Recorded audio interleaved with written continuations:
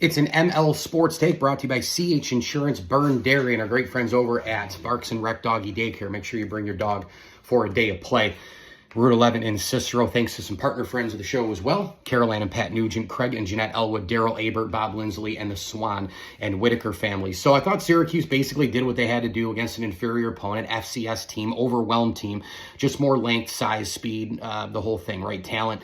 When you get 3-4 star guys, which Fran Brown is getting on both sides of the ball now, Colgate just completely overwhelmed in this football game. I mean, the only criticism I would make is it kind of felt like Dino Babers was coaching this team late in the game, right? Why is Steve Angeli in the game? Why is he going back in the game after Ricky Collins threw a pick? I mean, are you going to make the guy run some sprints, or are you going to, penalize him by taking him out and putting in? I mean, is that like a message? What does it matter there? If it's okay for Angeli last week against UConn to throw a pick and them to be down, it's probably okay for Ricky Collins, who hasn't gotten any game reps, just throw a bad pass, which it was horrific. But Angeli went back in. I disagreed with it. But Syracuse, I think from a standpoint of offense, just moving the ball, no Willis in this game, but you saw Nixon, you saw Hart, you saw Hill, you saw a bunch of guys, the stable of running backs. That wasn't a surprise. I thought Daryl Gill Jr. might have been the best player on the field. I mean, you can see this guy's raw athleticism, the talent, the route running. I know it was against an undersized corner. I know it was against Colgate, FCS team, and all the rest, but he does have the goods. 6 catches, 152, and 2 touchdowns. Williams, I mean, it was Gill, Williams, Hornsby, Valari, Cook, Daniels, Ross Simmons. All these guys caught passes. Samuel Jr. starting to see a little of the two-way stuff for Syracuse as well. Keep in mind, too, that the Orange, against Colgate, it was still in hand, obviously.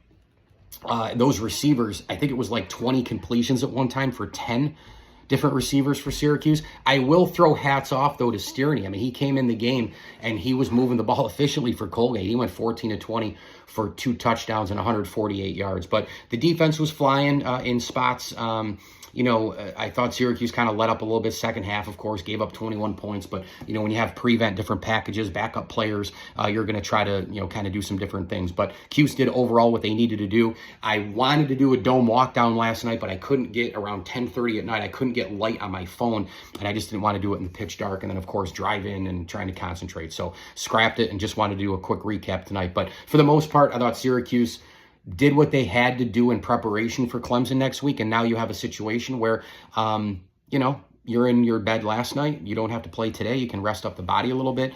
Kind of quasi-extra day. You have to travel to Clemson as well, so kind of nice to get a game out of the way Friday night and start the rotation back a day early. Mike Lindsley here, ML Sports Take. We thank our good friends over at Mars Motors, Ken's Auto Detailing, and CH Insurance. They are in your corner right here, 5 stars. That's what the hat says. They are in your corner for group benefits, personal and commercial insurance, and a heck of a lot more. CH Insurance, they are in your corner. Check them out at chinsurance.cc. As I always tell you, enjoy the games.